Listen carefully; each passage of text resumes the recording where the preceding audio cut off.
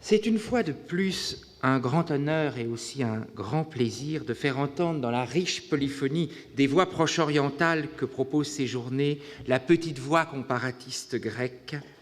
Depuis le monde hellénique des cités où les articulations entre oral et écrit apparaissent au fil des avancées d'une recherche particulièrement florissante ces 30 dernières années, la bibliographie est immense, toujours plus complexe et diversifiée.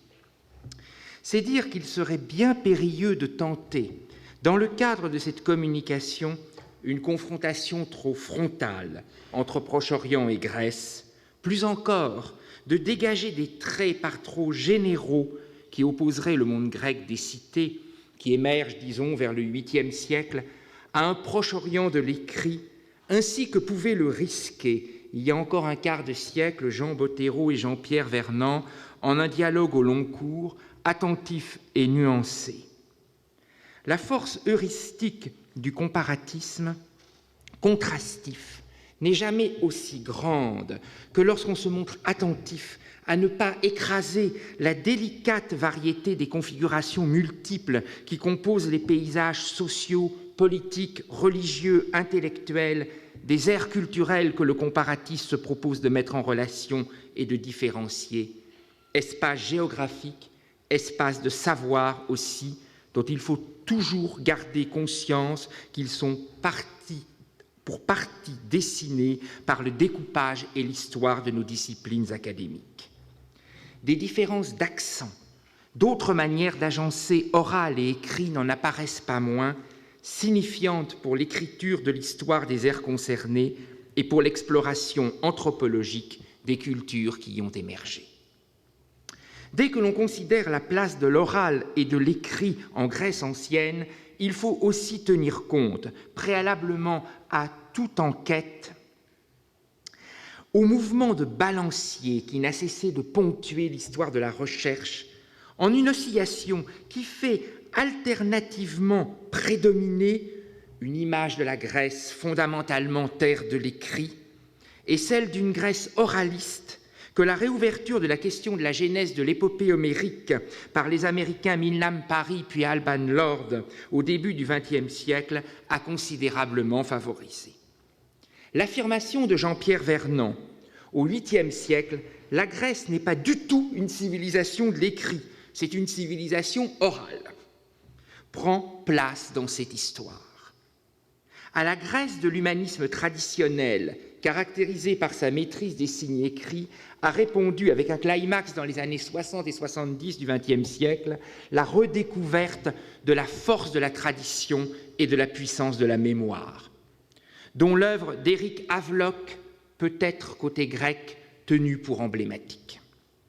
Elle suppose un grand partage entre des savoirs qui naissent des révolutions de l'écrit et de grandes encyclopédies tribales, orales, à l'univers desquelles une Grèce dominée par l'épopée homérique aurait presque entièrement appartenu jusqu'à la fin du Ve siècle.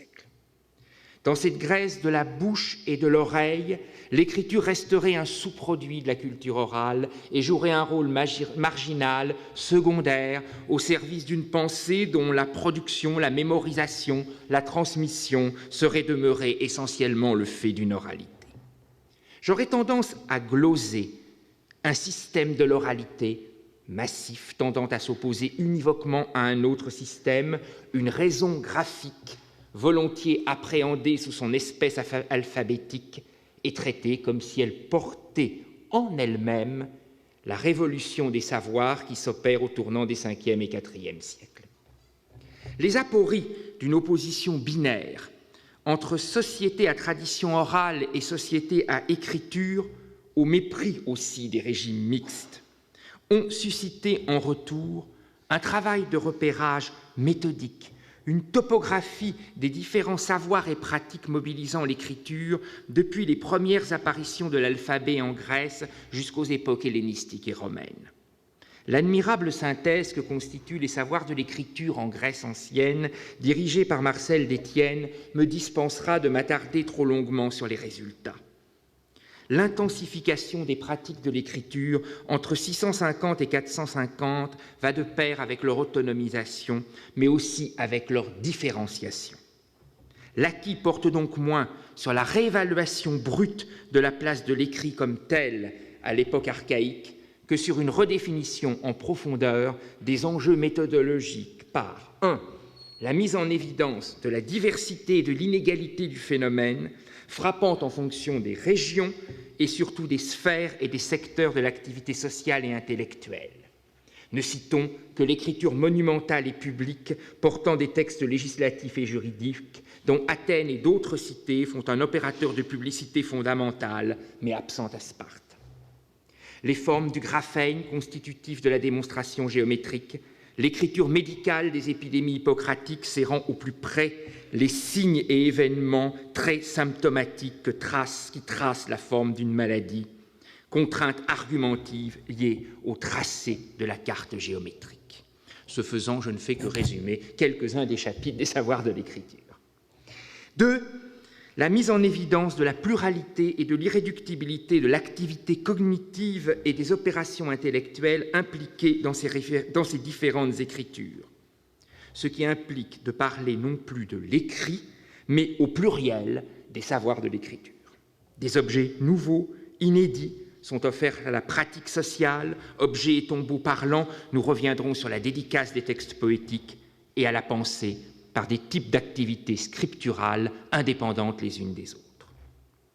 Mais alors que Marcel d'Étienne insistait conjointement sur les raisons qui conduisaient les cités isonomiques puis démocratiques à résister à la tentation du scribe, et que le grand bénéfice des travaux des 30 dernières années a été de construire des questionnements qui, pour chaque configuration de savoir et de pratique, interrogent des articulations spécifiques entre oral et écrit, les plateaux de la balance globale tendent à pencher de nouveau plutôt du côté d'une attention première à l'écrit, un écrit dont les usages et les fonctions sont appréhendés toutefois dans leur complexité.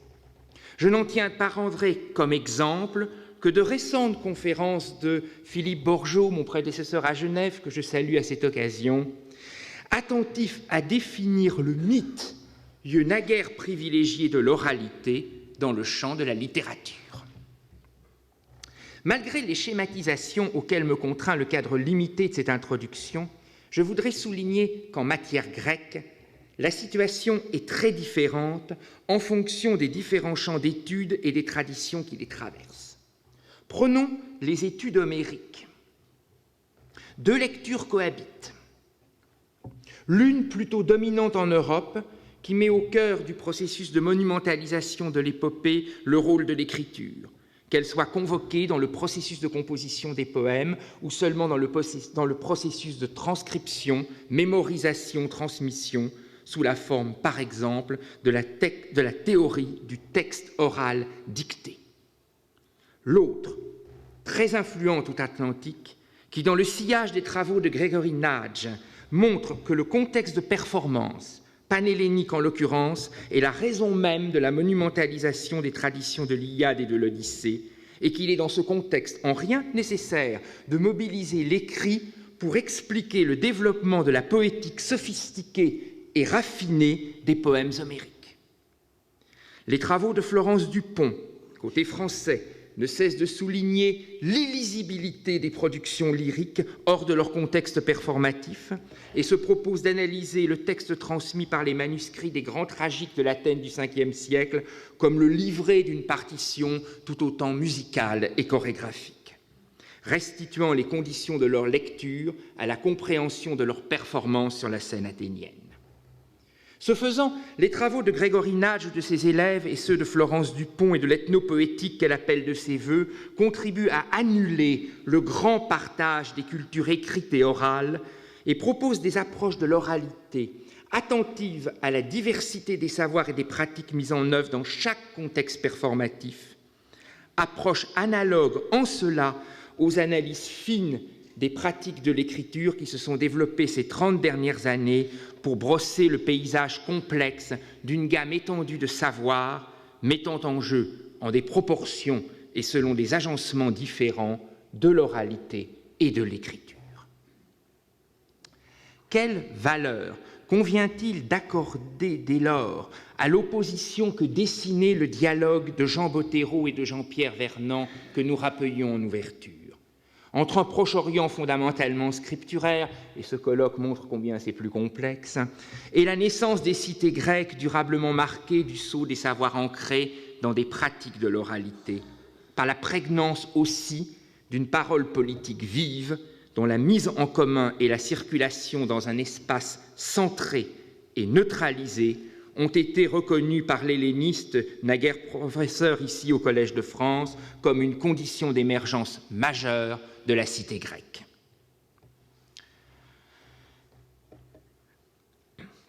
L'enjeu n'est donc pas... L'enjeu n'est donc pas d'abstraire quelques traits généraux qui caractériseraient la Grèce archaïque face à l'Orient, manière toujours faible et décevante d'engager la comparaison, mais de reconnaître des ensembles de configurations complexes dont les différences engagent d'autres agencements politico-religieux, d'autres régimes de constitution des savoirs. Nous nous proposons, en vue de cet exercice de comparaison ouvert, de considérer des dossiers qui se présentent comme des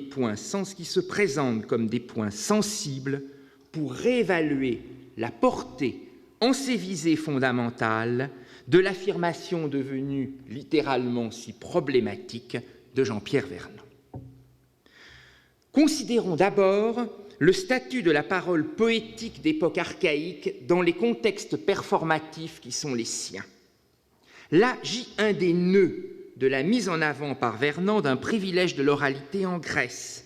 Je cite, « Ce qui est différent dans le monde grec me paraît être ceci. Au 8e siècle, là où nous saisissons cette histoire, la Grèce n'est pas du tout une civilisation de l'écrit.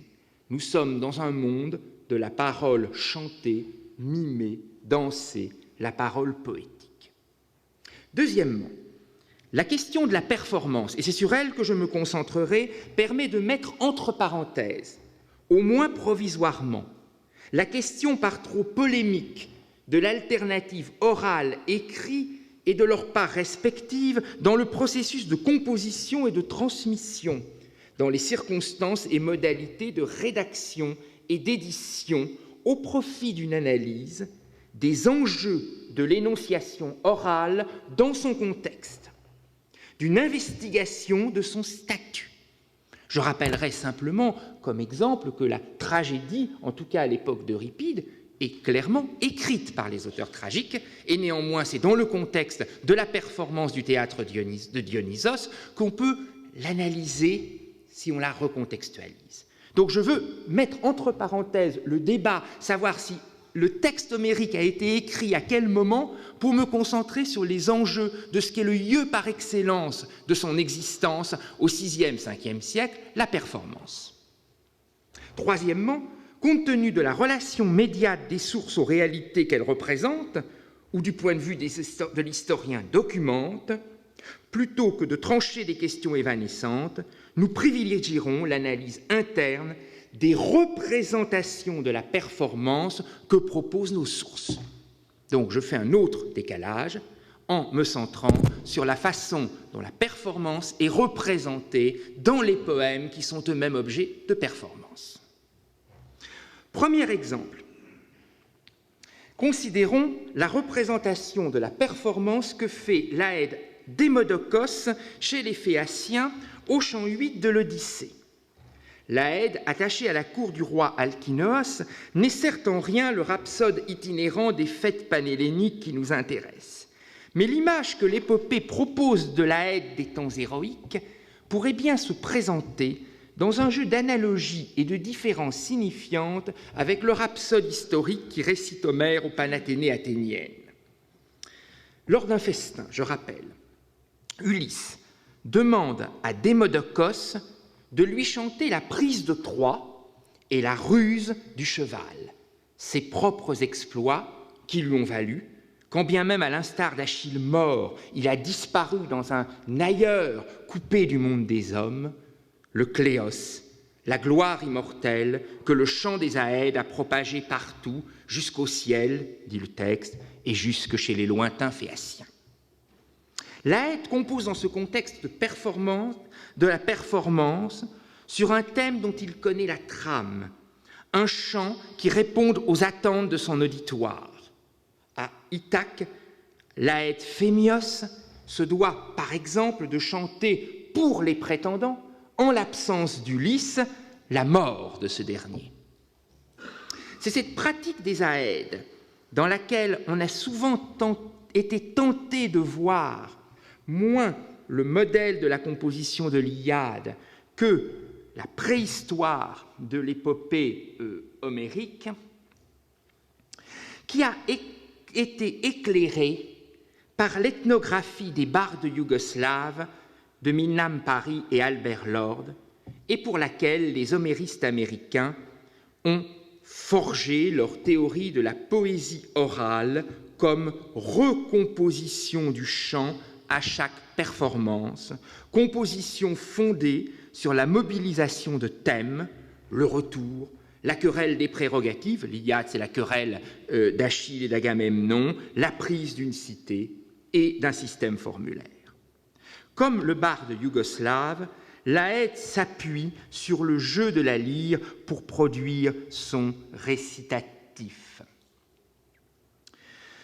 Je ne m'attarderai pas sur ces questions connues et débattues. J'insisterai sur un point décisif que la technicité des débats sur la question homérique risque toujours de faire oublier. La représentation que l'épopée se donne d'elle-même, son imaginaire, sont ceux d'une pratique et d'un savoir de l'oralité. La chose est d'autant plus significative que l'épisode phéacien que nous commentons y construit une mise en abîme de la parole de la tradition aédique.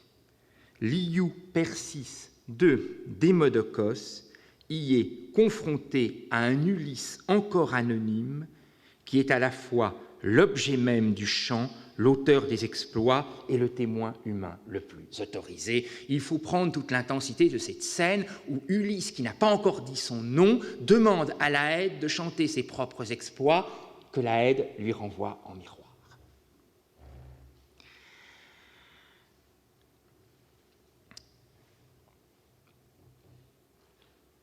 Mais je voudrais d'abord souligner la manière dont l'Odyssée introduit le chant de Démodocos.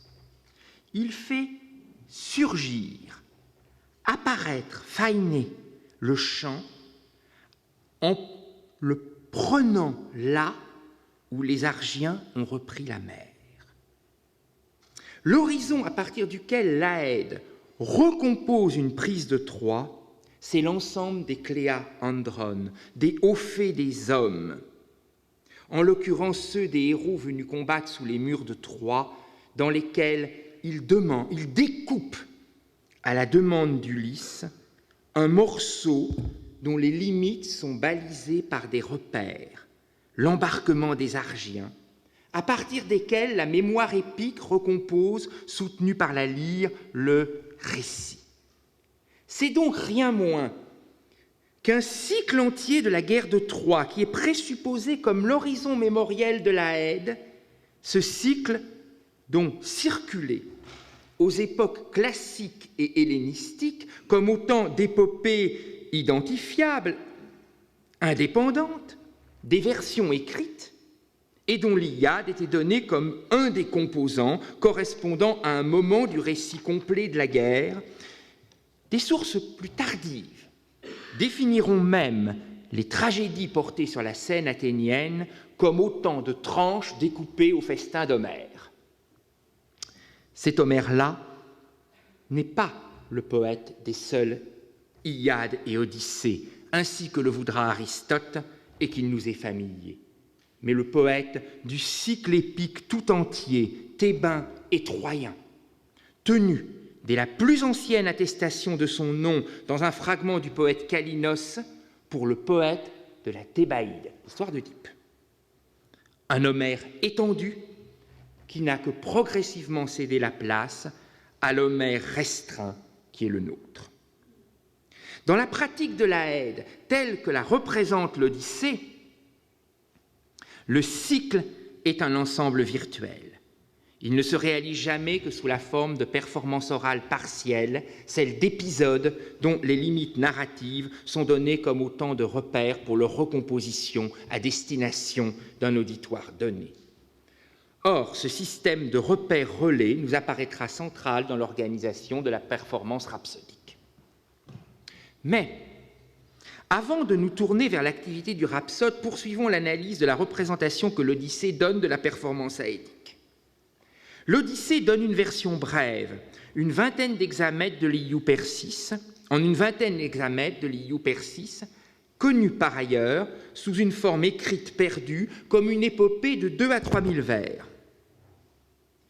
Version brève, version longue.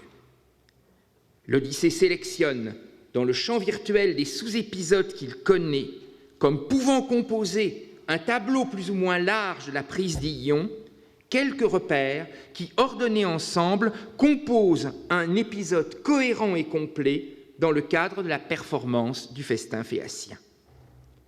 Mais il réduit à une épure narrative ces quelques centaines de vers que Démodocos aurait dû chanter le temps du banquet devant son auditoire.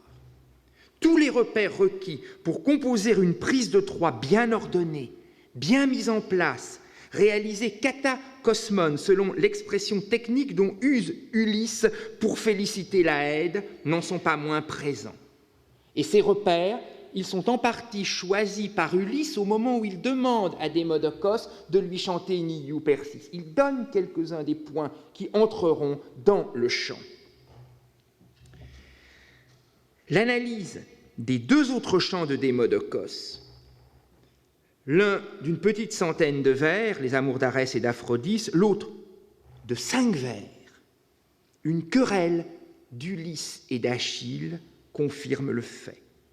Car ces 5 vers autour d'un conflit de prérogatives ne sont rien moins qu'une autre Iliade, le noyau thématique à partir duquel l'Aède pourrait développer une épopée à la taille du festin qui est le temps de sa performance, ou le noyau d'une possible, mais qui n'a jamais vu le jour, autre épopée monumentale à la manière de l'Iliade.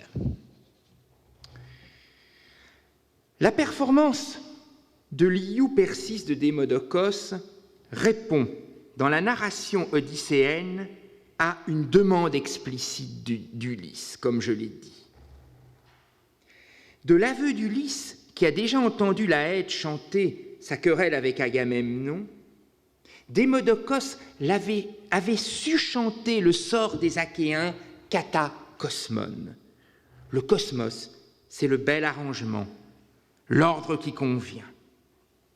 Il lui demande maintenant de chanter la ruse du cheval et la prise de Troie kata moiran. Moira, c'est la part, on traduit volontiers par le destin, mais il faut le comprendre comme la part qui revient à chacun dans la distribution de toute chose. La part en tant qu'elle résulte d'un processus de partage. Ulysse s'interroge si Démodocos, pour si bien chanter kata kosmos, ses exploits, les a simplement entendus par ouï-dire, un Cléos qui l'aurait instruit, ou s'il était effectivement présent. Dans ce contexte, il faut toutefois admettre avec Jesper Svembro que le katakosmon dit plus que le bel agencement du discours. Il vise l'ordre même dans lequel la querelle s'est déroulée. Qu'ajoute alors le katam moiran? Dans cette véritable mise en discours et en abîme de la poétique homérique que constitue la scène de la confrontation de la Haède avec l'objet de son chant, c'est Ulysse lui-même qui donne la réponse. Si Démodocos chante kata moiran, alors lui, Ulysse, proclamera à tous les hommes qu'un Dieu favorable accompagner le chant divin de l'Aède. La muse doit avoir enseigné l'Aède et didaxé pour qu'il chante katakosmon. Elle doit lui donner plus encore pour qu'il chante katamoiran. Elle doit l'avoir fait accéder à ce que les muses du prologue de la théogonie hésiodique appellent d'un mot qui a fait couler infiniment d'encre à l'éthéia, vérité. Elles qui savent, le proclament-elles elles-mêmes, aussi bien déclarer des vérités qu'énoncer des tromperies en tout point semblables aux réalités.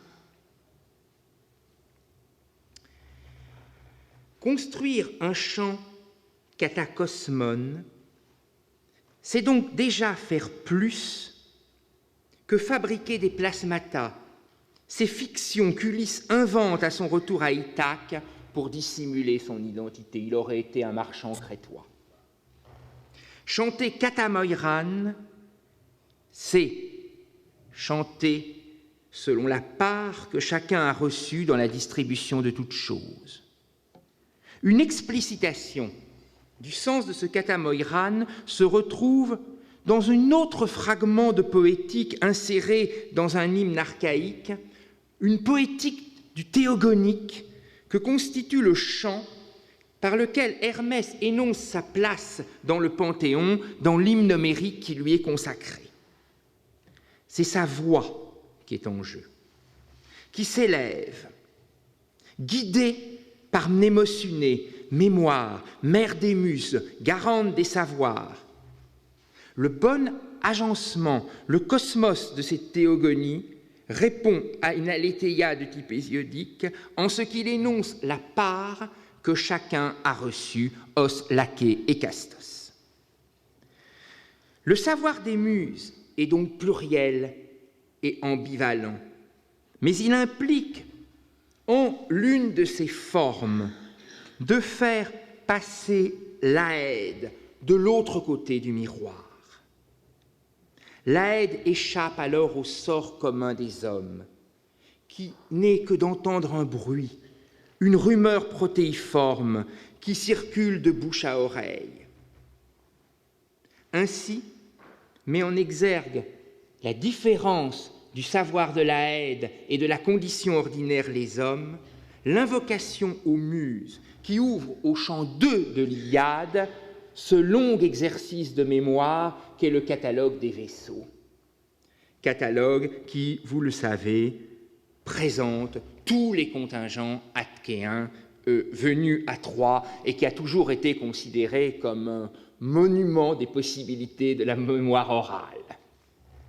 Nous autres, hommes, ne savons rien, nous n'entendons qu'un bruit, kléos. Kléos qui est le mot même de la renommée que l'Aède procure à celui qu'il chante.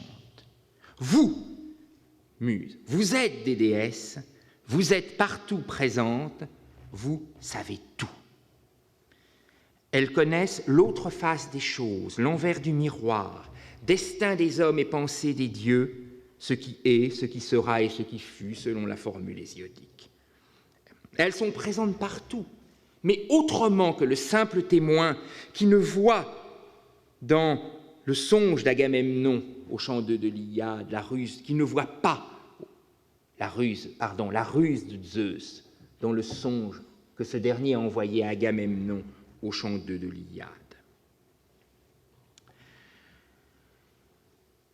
Les noms, les généalogies, les positions exactes se brouillent sans la garantie de puissance supérieure aux humains, les muses. Le chant katamoira que Démodocos déploiera devant Ulysse, qui en est l'objet, dira cette autre face du miroir. Sans le savoir des muses, Ulysse lui-même, auteur des exploits, n'y accède pas.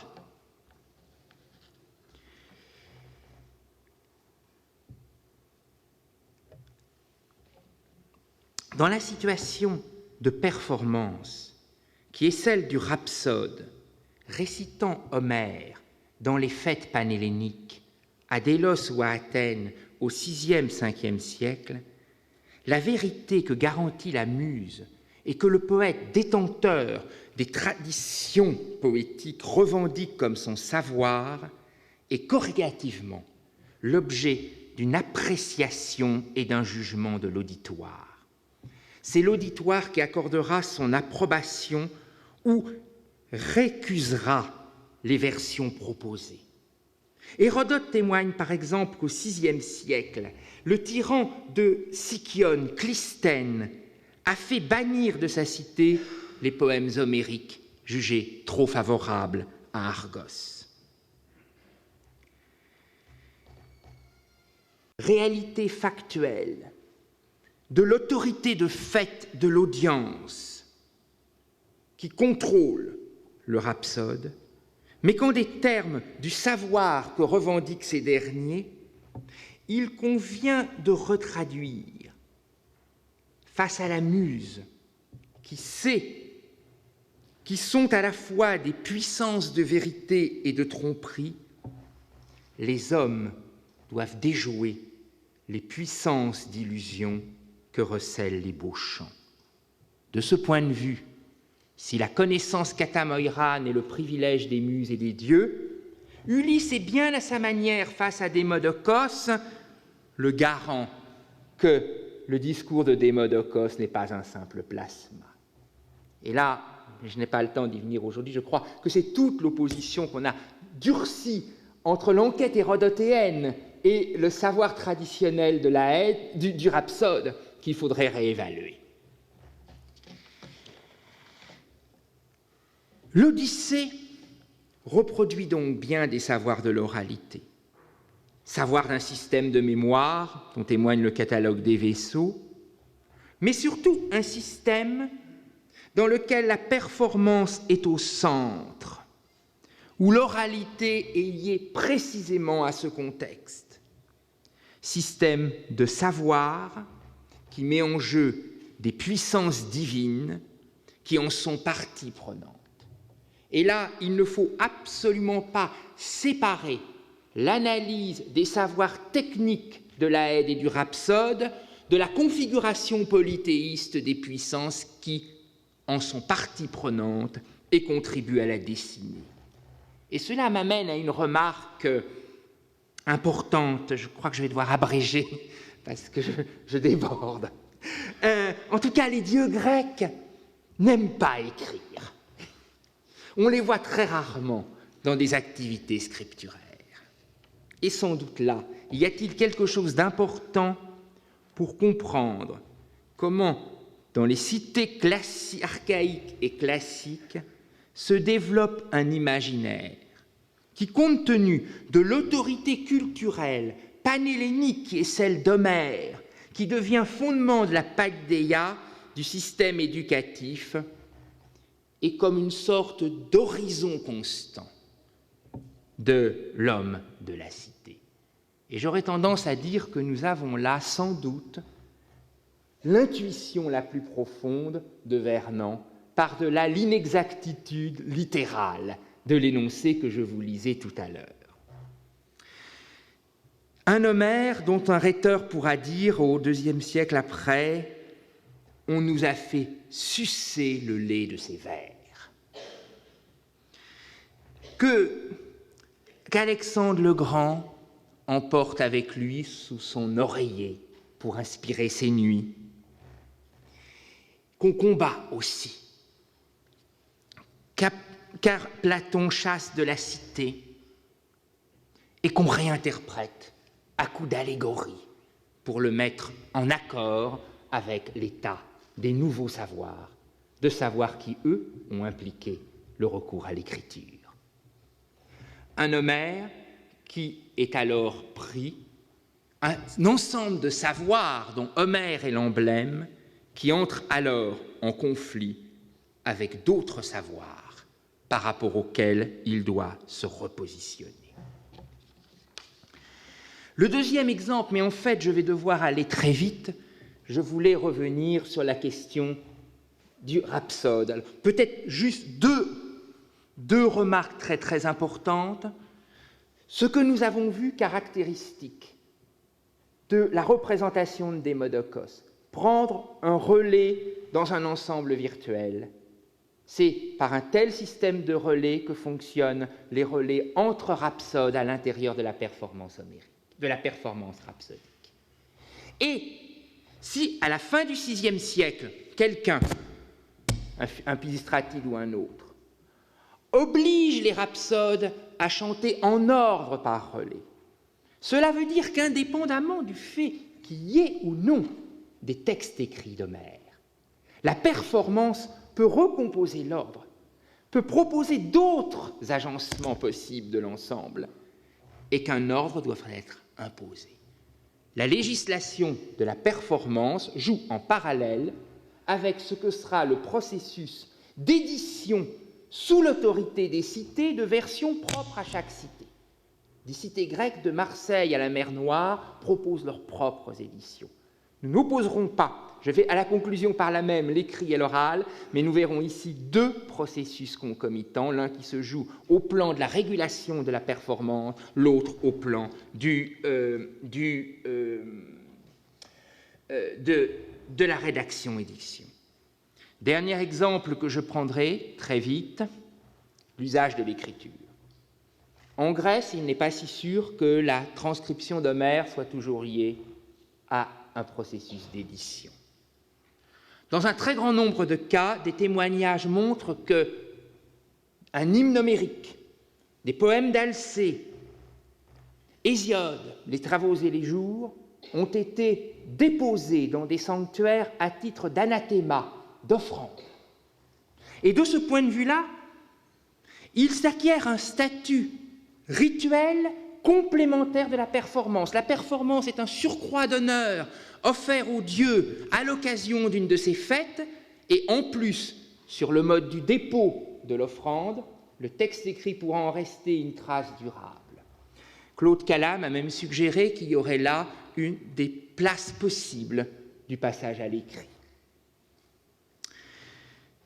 Je n'aurai pas le temps d'aller beaucoup plus loin, mais je crois que ce que j'ai essayé de faire avec vous, c'est au fond ce qui a été fait du côté des savoirs de l'écriture.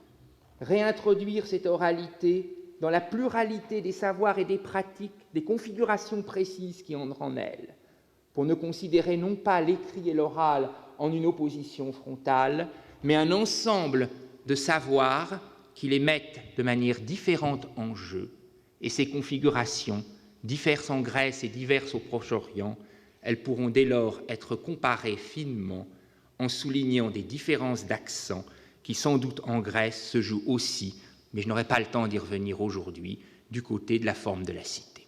Je vous remercie.